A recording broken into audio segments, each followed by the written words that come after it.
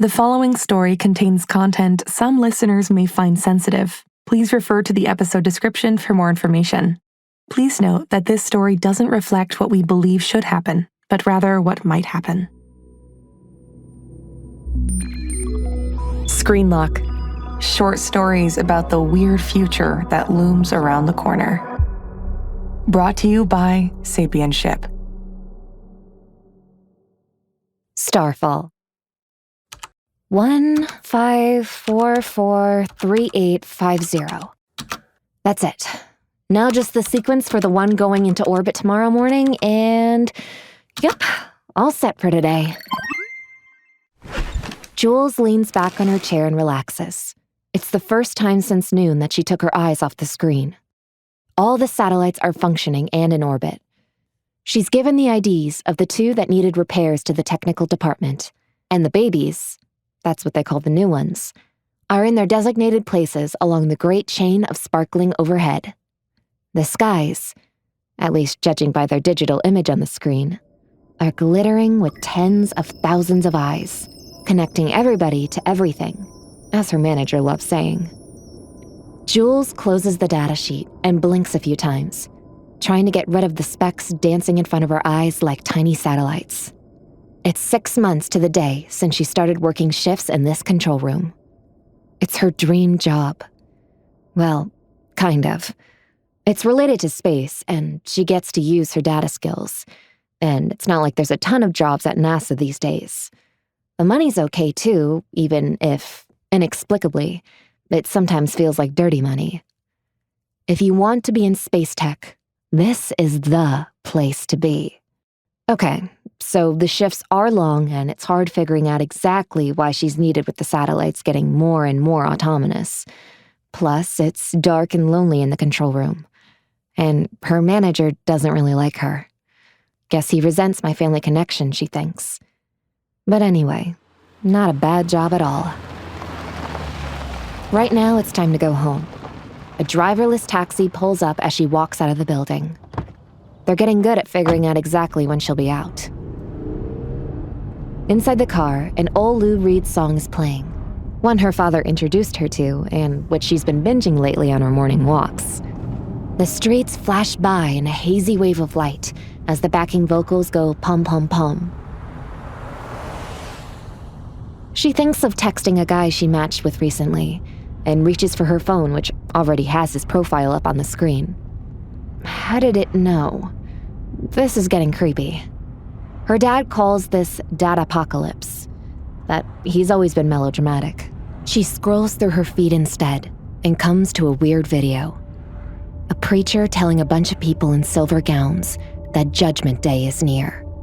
The sky already knows everything about us and will soon be one great shining light of knowledge descending upon us all.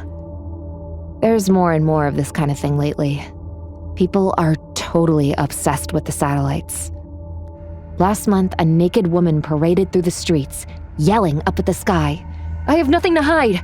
My body is my data!" The cab stops right outside Jules's building, and as she steps out of it, her phone beeps to acknowledge the transaction for the commute. When she walks into her apartment, the TV is already on, playing a new episode of her favorite show. The Army of the Pure is preparing for the final battle against the coalition of sky tribes. She takes leftover pizza from the fridge and settles on the couch, but is too distracted to watch the show, so she switches to a news channel. Another suicide bombing somewhere far away. A sex scandal in the parliament, a new implant surgery that makes you receptive to Wi-Fi, and yet more clashes. This time, not far from her town, with the so-called Luddites smashing phones and computers and throwing at the technophile believers. She hears her company's name thrown around in the heated debate between two protesters. Her dad wasn't very enthusiastic when she told him she got this job, saying he didn't like where the sector was going. But he's an old tech guy. The real reason he didn't want her to work for them was her grandmother. She was a brilliant woman and a tech pioneer who died when Jules was a teenager, but was always an inspiration to her and wanted Jules to follow in her footsteps, She had been responsible for all the basic programming behind the company's technology. And then they threw her out when she tried to warn against the way the company planned to use her code. Strangely, Jules can't find anything about this online. Her dad always says, "Remember when you were little? Grandma made you promise to always be unique. Nobody can think for you." When the news cuts to commercials, her phone immediately beeps with suggestions of people she may know. She starts scrolling, but is interrupted by an error message from her work app. Something about the distance between some satellites being wrong. Just then, the power goes out. "Now what?" she sighs, exasperated. Can a girl get some rest at the end of the day? She decides to go up onto the roof, lighting her way using the phone's flashlight. When she opens the door, the bright city sky blinds her with light. Her grandma used to tell her that in the old days, they could see swarms of stars and constellations. And not long ago, people even used to navigate by stars. Hard to imagine now. She knows that almost all the twinkling points of light she can see are chunks of metal made by companies just like hers. And they're everywhere, filling just about the whole sky. She lies on her back and gazes up as the lights merge into one vast luminescent blanket. That's actually beautiful, she thinks, feeling some of the awe that other people have for this messianic oracle, as they call it. After a couple minutes, the power goes back on, and the sky dims. It's her phone again. She gets up and is blasted with push messages from her work app. Something's definitely not right. She opens the data sheets and they're all messed up, completely different from the data she entered earlier. No choice but to return to the office. "I'm definitely taking some time off next week," she mumbles to herself as she gets off the cab and goes into the dark, empty control room.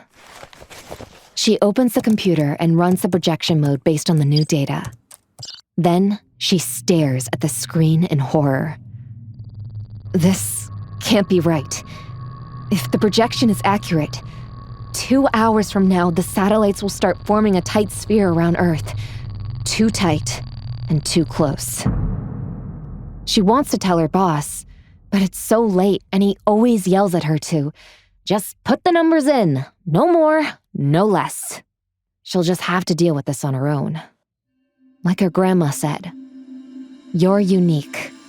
No one can think for you." She checks the data again. Yep, it's correct. The satellites must have changed it themselves.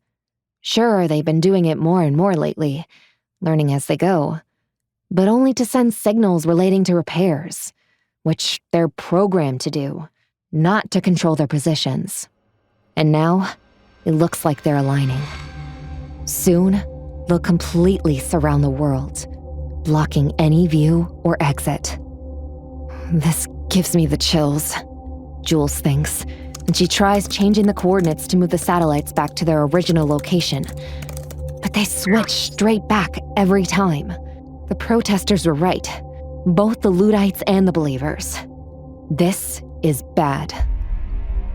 What would her dad say? Jules remembers a beautiful night in the park. Her dad swinging her up high as her grandma pointed at the sky to show her a shooting star. "Oh, Grandma, what would you do if you were here? Maybe you were right all along with your warnings." But her grandma's not here. It's up to Jules to figure this out. She opens the documentation folder on the computer and clicks on the AI Guides file. It's a Bible-length document. It suddenly occurs to Jules to search for her grandmother's name in it, and she's directed to a paragraph towards the end of the document, where she then finds the words. "In the event of a satellite collision or satellite convergence emergency, click here." It seems a bit naive, but she clicks, and a new window opens. There's a picture of her grandmother, and a password bar with the simple question prompt, "What are you?" With mounting excitement, Jules thinks for a moment, then types, unique. Her grandma's face breaks into a smile, and a text appears next to it on the screen. Dear Jules, take cover. Starfall is coming. Jules stares at the screen, bewildered, wondering what her grandmother meant. The satellites have nearly converged to form a tight latticework around the Earth. As she wonders what her grandmother meant, she notices that the satellites are closing in on one another, ready to start colliding and crashing. A moment later, the control room's network goes offline and the systems shut down. The screen is just a black void. Jules heads outside and sees people getting out of their cars and staring at the sky. She looks up and sees tens of thousands of bright lights colliding with one another and forming a huge, glimmering cloud of light particles. On the horizon, a shooting star falls to the ground, and then another. One by one, and then in their thousands, the satellites crash together and fall towards the Earth in a blaze of fire. Starfall. Jules runs for cover inside and can hear reverberating thuds as chunks of metal debris land on the roof. She wants to call her dad, but there's no signal, and no internet either. No news, no social feed, no way of knowing what the hell just happened. After 15 minutes that feel like eternity, she ventures outside again. It's chilly and quiet as she looks up at the sky. She doesn't know it, but people all around the world are doing the same thing. They will never forget this moment. Jules gazes at the real sky for the first time in her life. Tiny points of light glitter and wink in the darkness, forming swarms and constellations that look like liquid light. Similar to the satellites, but somehow different. In her head, the song keeps playing. Pum, pum, pum.